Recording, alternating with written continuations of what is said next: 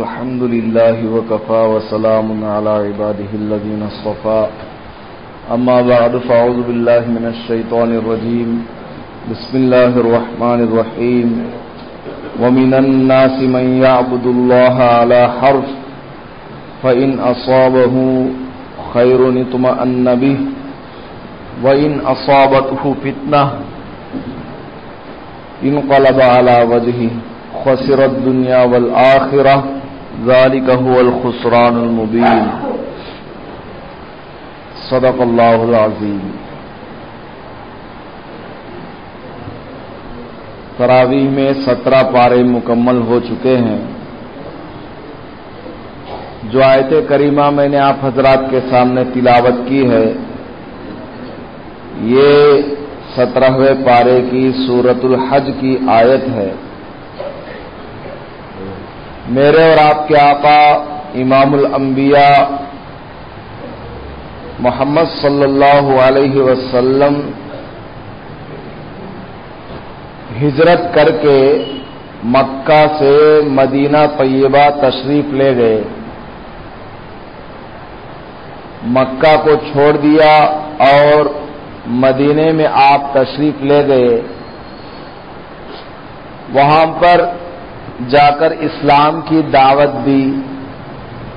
بہت سے لوگوں نے اسلام کو قبول کیا اور آپ صلی اللہ علیہ وسلم کا تعاون کیا اور آپ کے ساتھیوں کو رہنے کی جگہ دی. ان سب کو انصار کہا جاتا ہے. اور مکہ سے جو لوگ ہجرت کر کے مدینہ طیبہ تشریف لے گئے ان کو مہاجرین کہتے ہیں. مدینہ میں دھیرے دھیرے اسلام پھیلتا رہا. کچھ لوگ مدینہ میں ایسے بھی تھے جنہوں نے ظاہری اعتبار سے اسلام کو قبول کیا تھا.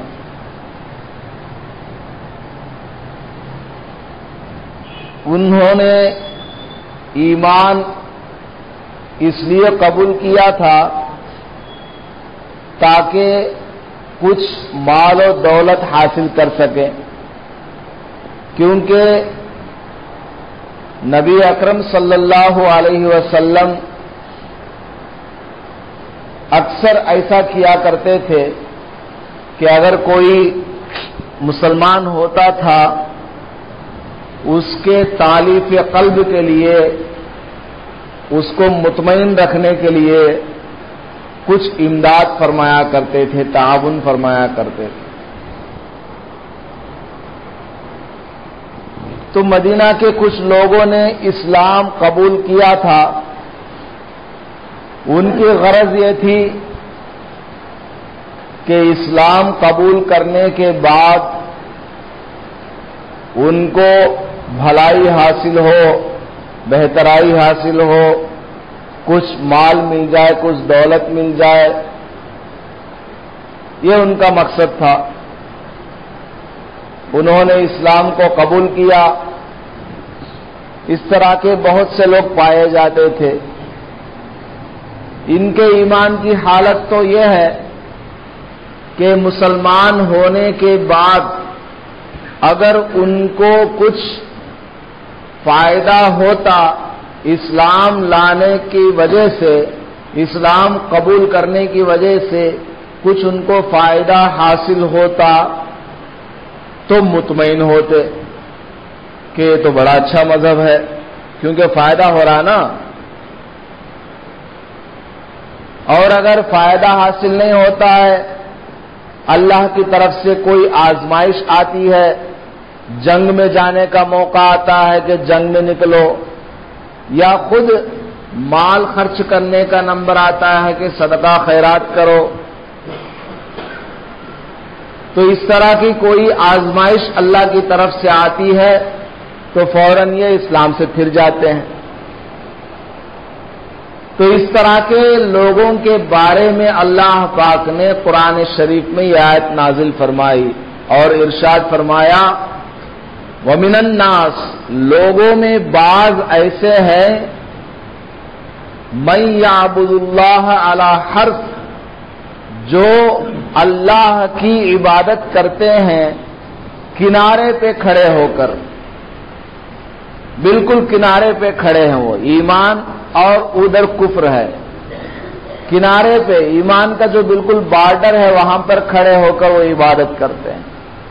فَإِنْ أَصَابَهُ خَيْرٌ، اگر اس کو کوئی بھلائی حاصل ہو جاتی ہے، کچھ مال و دولت اس کو مل جاتا ہے، اطمأن بِهِ، تو وہ مطمئن ہو کر رہتا ہے کہ بھائی اسلام کا مذہب بڑا اچھا مذہب ہے۔ وَإِنْ أَصَابَتْهُ فِتْنَةٌ، اور اگر اس کو کوئی اللہ کی طرف سے آزمائش آئے،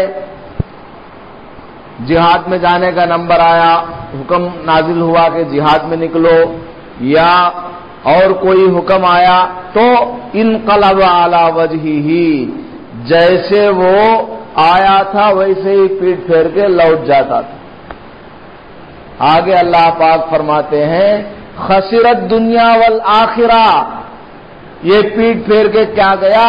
دنیا اور آخرت اس سے پیٹ پھیر گئی، دنیا اور آخرت اس کا نقصان ہو گیا، دنیا بھی اس کی برباد ہو گئی، آخرت بھی برباد ہو گئی۔ ذالک هو الخسران المبین، یہ تو بہت بڑا کھلا ہوا نقصان ہے۔ تو اللہ پاک کسی کے ایمان کا محتاج نہیں ہے، اللہ تعالیٰ کسی کے ایمان کا محتاج نہیں ہے۔ اللہ تعالیٰ ایک چھوٹے سے پرندے سے بھی کام لے سکتا ہے۔ ابراہیم علیہ السلام کی آگ کو بجھانے کے لیے پرندہ اپنے چونچ پہ پانی لے کر پہنچ جاتا ہے۔ بڑی بڑی قوموں کی ہدایت پرندوں کے ذریعے ہوئی۔ ہدہد پرندے کو دیکھ لیجئے، حضرت سلیمان علیہ السلام کے لشکر میں وہ رہتا تھا، ان کے دربار میں رہتا تھا، ہوا میں اڑتا تھا، اور اس کا کام تھا پانی میں، یہ پانی کہاں کہاں ہے، جب سفر میں چلتے ہیں حضرت سلیمان علیہ السلام اور ان کا لشکر، تو سب سے پہلے یہ پرندہ جایا کرتا تھا، اور ہوا میں اڑتے اڑتے ہی وہ دیکھ لیا کرتا تھا کہ کہاں پر پانی ہے، اور وہ میٹھا ہے کہ کھارا ہے، کتنا گہرا پانی ہے۔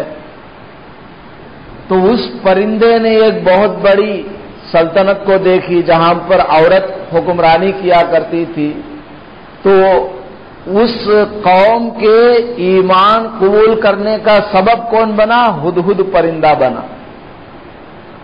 تو اللہ تبارک و تعالی کو کسی کی ضرورت نہیں ہے، ہم کو اللہ کی ضرورت ہے۔ اگر کوئی اسلام قبول کر کے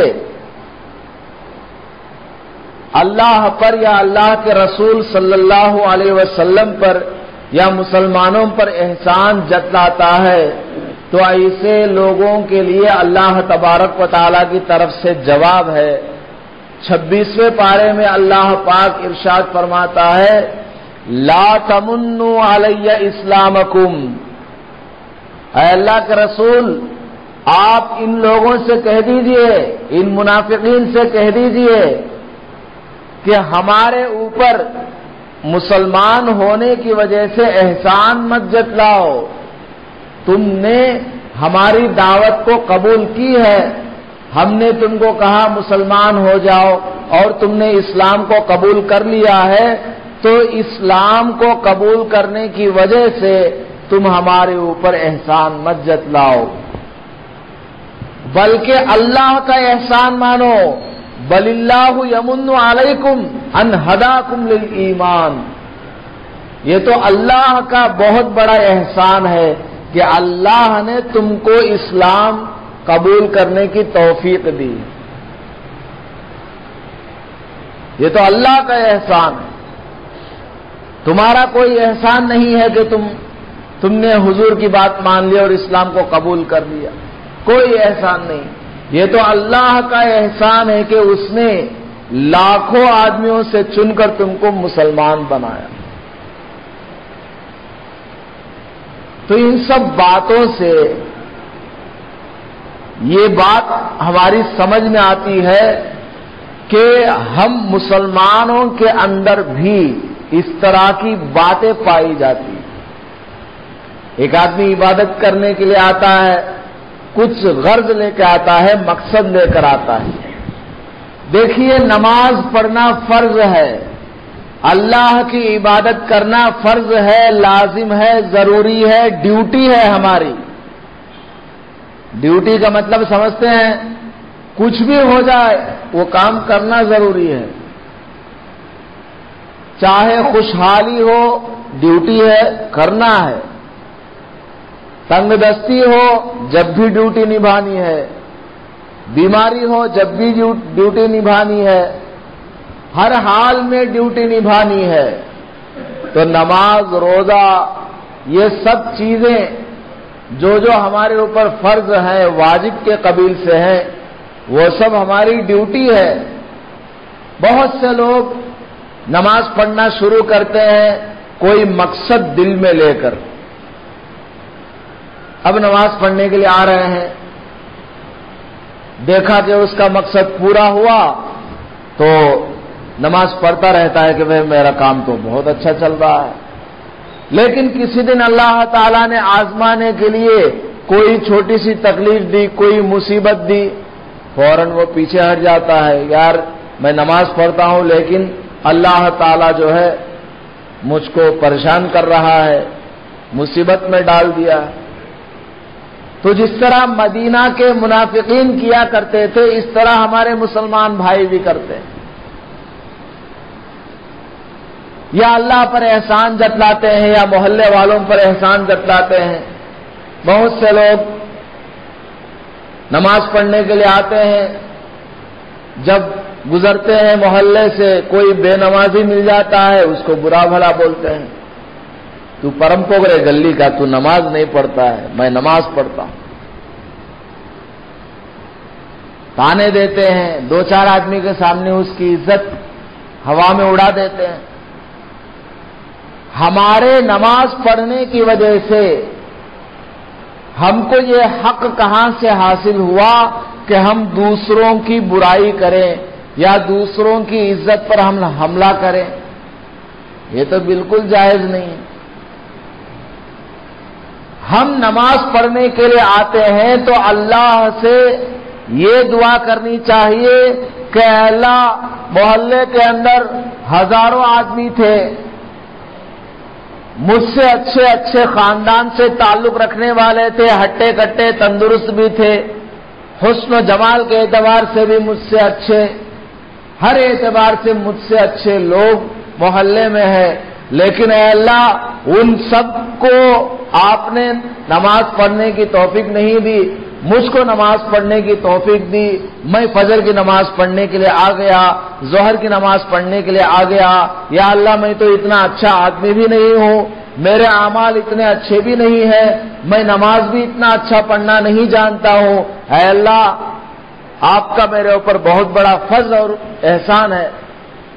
یہ بندے کو کہنا چاہیے. تو اللہ تبارک و تعالیٰ کی طرف سے جواب ملے گا، اے میرے بندے، میٹھی نیند سے بیدار تو ہوا، گرم بستر کو تو نے چھوڑا، بیوی کو تم نے چھوڑا، ٹھنڈے پانی سے تم نے سردی میں وضو کیا. محلے کے اندر ہزاروں آدمی رہتے تھے لیکن ان میں سے کوئی نماز کو نہیں آیا. تمہارے دل کے اندر میری محبت تھی، تم خود اٹھ کے آئے، تم نے خود آ کر نماز پڑھی. جب ہم اپنی عاجزی دکھاتے ہیں تو اللہ تبارک و تعالی بندے کی تعریف کرتے ہیں. جب بندہ اپنی کوتاہی کا اقرار کرتا ہے تو اللہ تعالی شرمندہ ہو جاتا ہے. اگر کوئی بندہ اپنے گناہوں سے معافی مانگتا ہے اللہ تعالیٰ سے تو اللہ تعالیٰ فرشتے سے فرماتے ہیں، یا ملائکتی اے میرے فرشتوں قد استحییت من عبدی ولیس لہ غیری، یہ میرا بندہ ہے، یہ میرے سامنے آ کر اپنے کیے ہوئے گناہوں سے معافی مانگ رہا ہے، اپنی کوتاہیوں سے یہ مغفرت طلب کر رہا ہے، میرے سوا اس کا کوئی معبود نہیں ہے، میرے سوا اس کا کوئی خدا نہیں ہے، مجھے شرم آتی ہے کہ اس کو میں معاف کیے بغیر چھوڑوں۔ گناہ بندے نے کیا، شرم اللہ کو آ رہی ہے، کیوں؟ معافی مانگنے کی وجہ سے، عاجزی انکساری ظاہر کرنے کی وجہ سے۔ خیر، آیت پڑھ کر میں نے آپ کے سامنے یہ بتلایا کہ اس طرح کے لوگ مدینہ منورہ میں پائے جاتے تھے کہ اسلام قبول کیا، کوئی آزمائش آئی، کچھ فائدہ حاصل ہوا تو اسلام پر باقی رہے، کچھ آزمائش آئی تو صبر نہیں کیا بلکہ کفر میں چلے گئے یا منافق ہو گئے۔ صبر کرنا چاہیے، مسلمان ہیں ہم لوگ، اللہ پر ایمان رکھتے ہیں۔ ابھی فجر کی نماز میں حضرت نے تلاوت کی، نماز میں ان اللہ مع الصابرین، صبر کرنے والوں کے ساتھ اللہ تعالی ہے، ان کے ساتھ رہتا ہے، ان کا تعاون کرتا ہے۔ جو بھی بندہ مصیبت کے وقت، تکلیف کے وقت صبر کرتا ہے تو اللہ تعالی کی مدد آتی ہے۔ ایک مرتبہ میرے اور آپ کے امام اعظم ابو حنیفہ رحمۃ اللہ علیہ، جن کے ہم لوگ مقلد ہیں، ان کی پیروی کرتے ہیں، اپنی نماز، روزہ، حج، زکوٰۃ، سارے مسائل کو ہم نے انہی سے سیکھا ہے، بہت بڑے امام ہے، تقریباً 1300 سال پہلے پیدا ہوئے، حضور صلی اللہ علیہ وسلم کے زمانے سے بالکل قریب، سب سے بڑے امام ہیں۔ ان کے علاوہ اور 3 بڑے بڑے امام ہیں، وہ سب ان کے شاگرد ہیں، اسٹوڈنٹس ہیں۔ دنیا کے اندر انہی 4 اماموں کو ماننے والے پائے جاتے ہیں، ان کے علاوہ جتنے مسلمان پائے جاتے ہیں وہ سب گمراہ ہیں، وہ سب گمراہ ہیں۔ امام ابو حنیفہ، امام شافعی، امام مالک، امام احمد بن حنبل، یہ 4 بڑے بڑے امام گزرے ہیں، انہی کو ماننے والے اہل السنہ والجماعہ کہلاتے ہیں، یہی لوگ نجات پانے والے ہیں، یہی کامیاب ہونے والے ہیں۔ ان کے علاوہ باقی جتنے پائے جاتے ہیں وہ سب گمراہ ہیں۔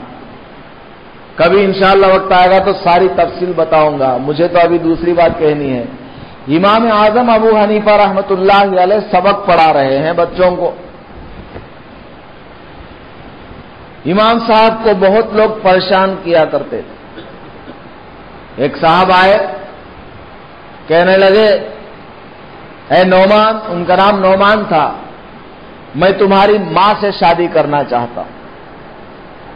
بتائیے کتنی بدتمیزی کی بات ہے، بیٹے سے آ کر پوچھ رہے ہیں کہ تمہاری ماں سے میں شادی کرنا چاہتا ہوں۔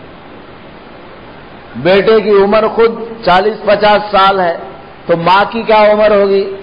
70-80 ہوگی۔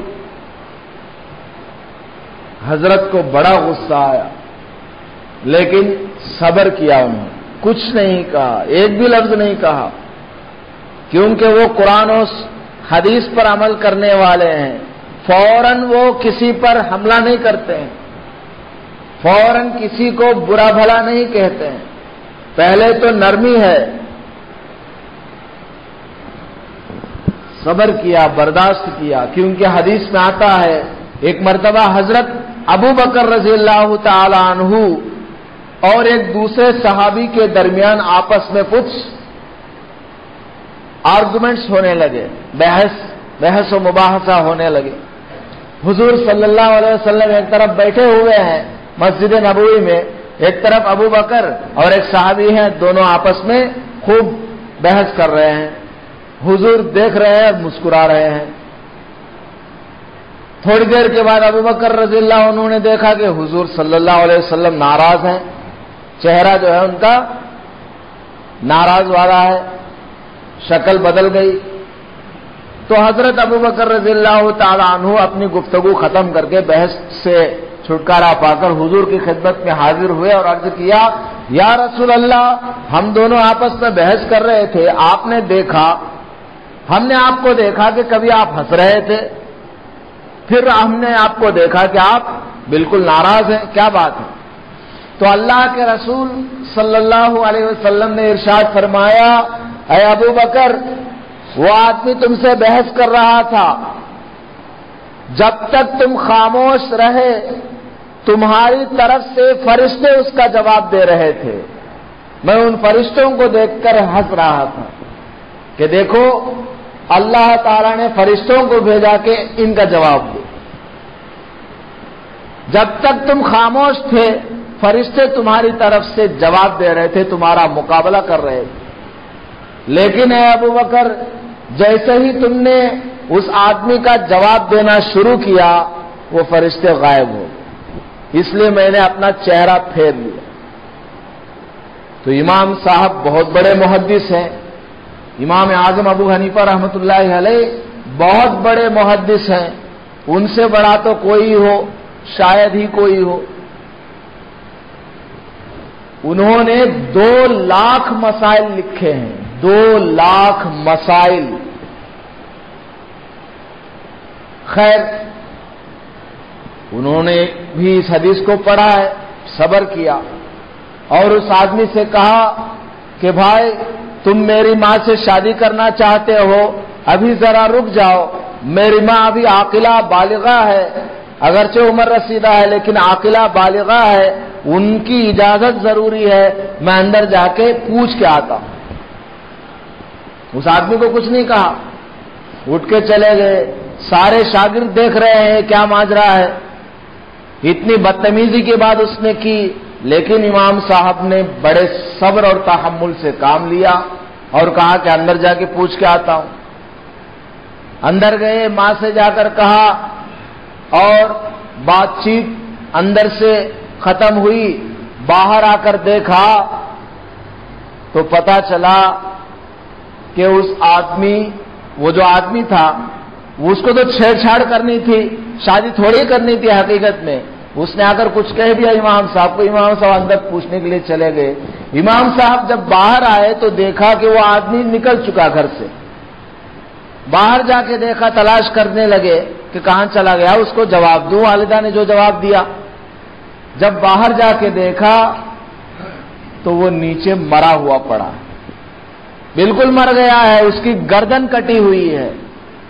وہاں جو لوگ موجود تھے باہر، انہوں نے بتایا کہ یہ زینے سے اتر رہا تھا، سیڑھی سے اتر رہا تھا، پیر پھسلا اور پلٹی مار کے گرا تو اس کی وجہ سے گردن الگ ہو گئی. تب امام اعظم ابو حنیفہ رحمۃ اللہ علیہ نے فرمایا، قتلہ صبری، میرے صبر نے اس کو قتل کیا. نہ تلوار نے قتل کیا، نہ بندوق نے قتل کیا، صبر کرنے سے اس کا قتل ہو گیا. تو صبر بہت بڑی چیز ہے. حالانکہ امام صاحب اس کو مارنا تھوڑے ہی چاہ رہے تھے، وہ تو اللہ کو غصہ آیا کہ اتنے بڑے ولی کو اس نے آ کر ایسی بدتمیزی والی بات کہی ہے، تو اللہ نے اس کو فرشتے کے ذریعے قتل کروا دی. یہ ایک عورت تھی حضور صلی اللہ علیہ وسلم کے زمانے میں، ان کے شوہر کا انتقال ہو گیا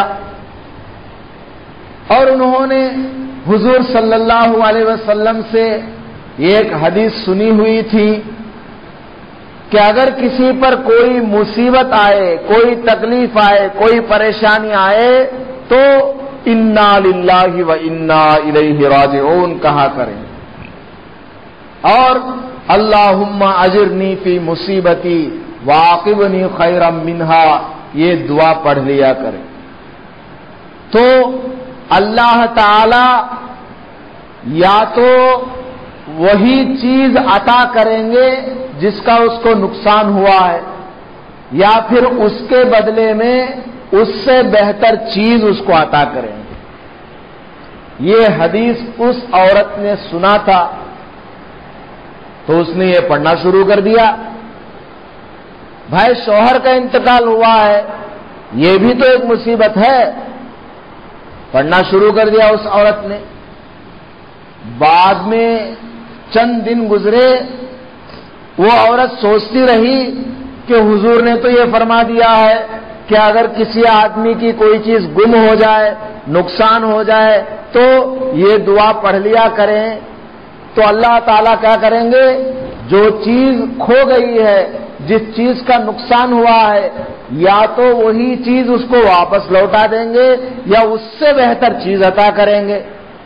اب وہ عورت دل میں سوچنے لگی، شوہر کا تو انتقال ہو گیا، میں انا للہ پڑھ رہی ہوں اور وہ دعا پڑھ رہی ہوں جو حضور نے بتائی ہے، اب شوہر تو واپس نہیں آئے گا، کیونکہ مرنے والا جو آدمی مر کے چلا گیا دوبارہ کیسے زندہ ہوگا؟ وہ تو قیامت میں زندہ ہوگا، اور میرا شوہر تو بڑا اچھا شوہر ہے، پورے مکہ مدینہ میں اس جیسا شوہر تو ہے نہیں، پھر اللہ تعالیٰ اس کے علاوہ کون سا شوہر دے گا؟ بتائیے کیسا ان کا ایمان ہے کہ حضور نے فرمایا ہے، حضور صلی اللہ علیہ وسلم نے فرمایا ہے، دو کاموں میں سے کوئی ایک ضرور ہوگا اگر تم یہ دعا پڑھو گی، یا تو جو چیز کھو گئی، جس چیز کا نقصان ہوا ہے وہی چیز واپس مل جائے گی، یا پھر اس چیز سے بہتر چیز تم کو ملے گی۔ اس کو پورا یقین تھا کہ مجھ کو کچھ نہ کچھ ملنا ضرور ہے،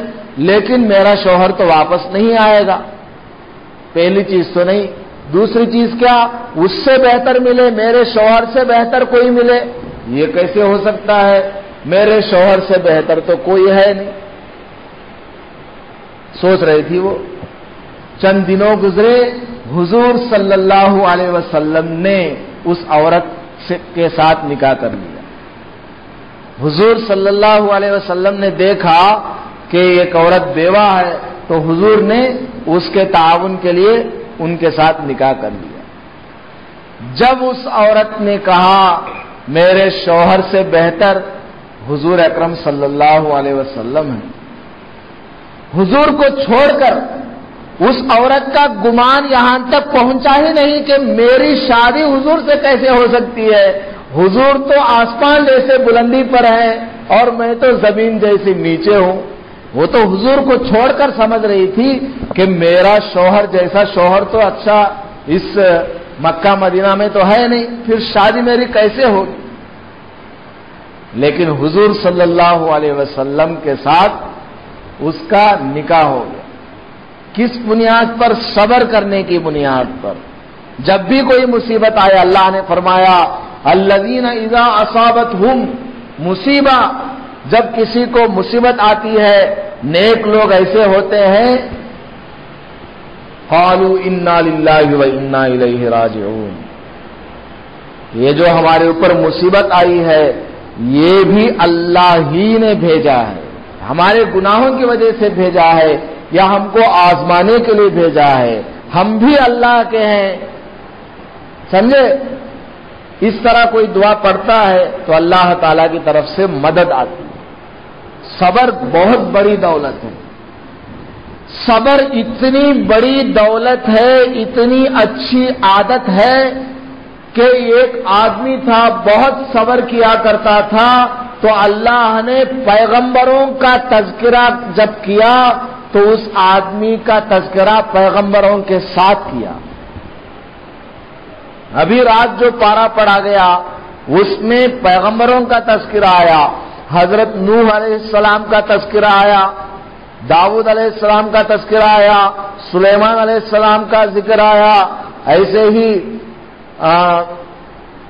حضرت ایوب علیہ السلام کا ذکر آیا، زکریا علیہ السلام کا ذکر آیا، اسماعیل علیہ السلام کا آیا، ادریس علیہ السلام کا آیا، تو اللہ نے ایک اور آدمی کا ذکر بھی ساتھ میں کر دیا، فرمایا اسماعیل و ادریس و ذل کفل کل من الصابرین، و اسماعیلا و ادریسا و ذوالکفل، یہ جو ذوالکفل تھے بہت بڑے صبر کرنے والے تھے. ایک روایت کے مطابق یہ نبی نہیں تھے، بہت بڑے صبر کرنے والے تھے، نیک بندے تھے، جس کی وجہ سے اللہ نے قرآن میں پیغمبروں کے ساتھ ان کا تذکرہ فرمایا. بتائیے، پیغمبروں کا نام جب لیا تو ان کے ساتھ میں ان کا نام لیا.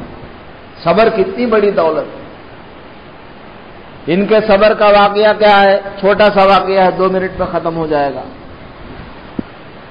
حضرت یسع، یہ ایک پیغمبر تھے، حضرت یسع علیہ الصلوۃ والسلام جب یہ بالکل بوڑھے ہو چکے، ضعیف ہو چکے، انہوں نے سوچا کہ اب کوئی ایسا آدمی ہونا چاہیے جس کو میں اپنا خلیفہ بناؤں، میں اپنا نائب بناؤں، تاکہ وہ میرا تعاون کیا کرے.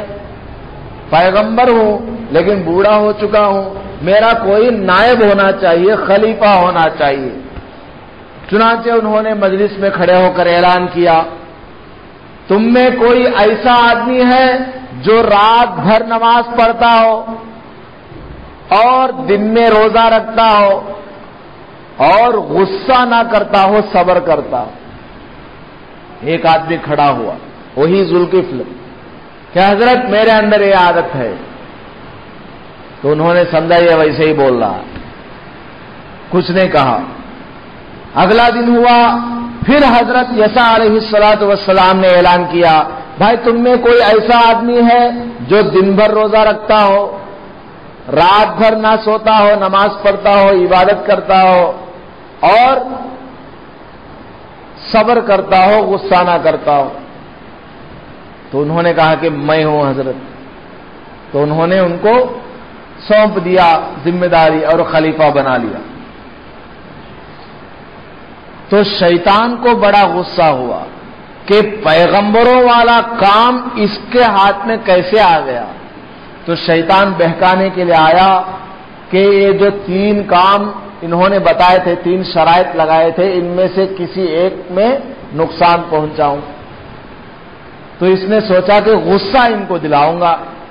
یہ دن بھر روزہ رکھتے تھے، رات بھر نماز پڑھا کرتے تھے، تو دوپہر میں تھوڑا سویا کرتے تھے.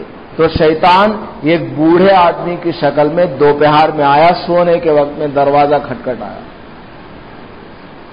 اندر سے دروازہ کھولا، کیا بات ہے؟ اندر بیٹھ کر بہت لمبا چوڑا قصہ سنایا کہ حضرت میرا کھوپڑا ڈوب گیا ہے، میرے رشتہ داروں نے میرا مال لوٹ لیا، بہت نقصان پہنچایا. تو انہوں نے کہا ہم تمہارا مال دلوائیں گے، کل جب میں فیصلہ کرنے کے لیے پنچایت میں آؤں گا، مجلس میں آؤں گا تو تم آ جانا. تو اگلا دن ہوا، پنچایت لگی، مجلس میں بیٹھے تو وہ نہیں آیا. بوڑھا آدمی، شیطان تھا وہ، اس کو تو صرف پریشان کرنا تھا. وہ انتظار کرتے رہے، نہیں آیا. پھر جا کے اپنے کاموں میں مصروف ہو گئے. پھر جب اگلا دن آیا، سونے کا وقت آیا، پھر آ گیا شیطان بوڑھے کی شکل میں. دروازہ کھٹکھٹایا، اندر سے آواز آئی، کون؟ حضرت میں بوڑھا آدمی بہت پریشان ہوں.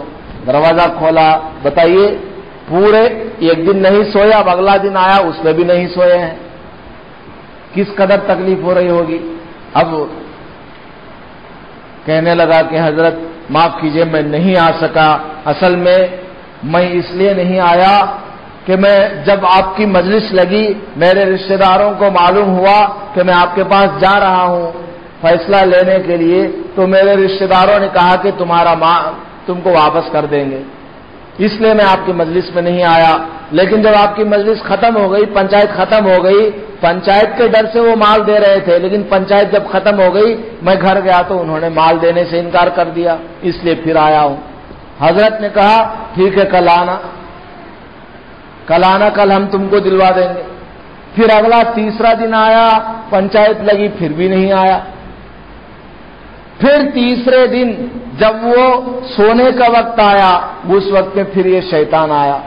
تو حضرت نے دیکھا کہ یہ کوئی بوڑھا آدمی مجھ کو بڑا پریشان کر رہا ہے. غصہ تو نہیں ہوئے لیکن 2-3 آدمی کو وہاں پر مقرر کر دیا کہ بھائی دیکھو مجھ کو سونا ہے، 3 دن ہوئے مجھے سوئے، ایک بوڑھا آدمی ابھی آئے گا، سونے کے وقت ہی وہ آتا ہے، اس کو روک دینا۔ وہ آیا بوڑھا آدمی، شیطان تھا وہ، دیکھا کہ راستے میں بہت سارا آدمی ہے، یہ نہیں جا سکتا، تو کھڑکی سے وہ گھس کے اندر آ گیا، آگے جگہ دیا۔ تو حضرت نے کہا بھائی تم کون ہو؟ ارے تم تو وہی بوڑھے ہو، پھر آ گئے، کہاں سے آ گئے تم؟ دروازہ بند ہے، نیچے آدمی، تم کس طرح آئے؟ کہنے لگا حضرت میں کھڑکی کود کر آیا۔ فرمانے لگے تم بوڑھے آدمی نہیں ہو، تم تو شیطان ہو۔ اب کپ کپی طاری ہو گئے اس کے بدن میں، اب تو انہوں نے مجھ کو پہچان لیا، ایک بددعا کر دیں گے میرا کام تمام ہو جائے گا۔ شیطان معافی مانگ کے بھاگ گیا۔ حضرت معاف کیجئے، میں تو آپ کو پریشان کرنا چاہ رہا تھا، آپ کو غصہ دلانا چاہ رہا تھا، تاکہ آپ کو جو فضیلت حاصل ہوئی، نبوت والا کام جو آپ کو ملا ہے وہ آپ کے ہاتھوں سے چھن جائے، اس لیے میں آپ کو پریشان کرنے کے لیے 3 دن سے آ رہا ہوں، لیکن آپ تو بڑے ہی صبر والے۔ خیر، اس صبر کی وجہ سے اللہ نے قرآن میں ان کا ذکر فرمایا، وَإِسْمَاعِيلَ وَإِدْرِيسَ وَذَا الْكِفْلِ كُلٌّ مِّنَ الصَّابِرِينَ، اسماعیل بھی، ادریس بھی، اور یہ جو ذوالکفل ہیں یہ بھی من الصابرین، صبر کرنے والوں میں سے۔ تو صبر اتنی بڑی دولت۔ اللہ تعالیٰ سے دعا فرمائے کہ اللہ پاک مجھے اور آپ کو اور تمام مسلمانوں کو مصیبت کے آنے پر صبر کرنے کی توفیق نصیب فرمائے، اسلام پر ثابت قدم رہنے کی توفیق نصیب فرمائے، اللہ کی طرف رجوع کرنے کی توفیق نصیب فرمائے۔ وآخر دعوانا الحمدللہ رب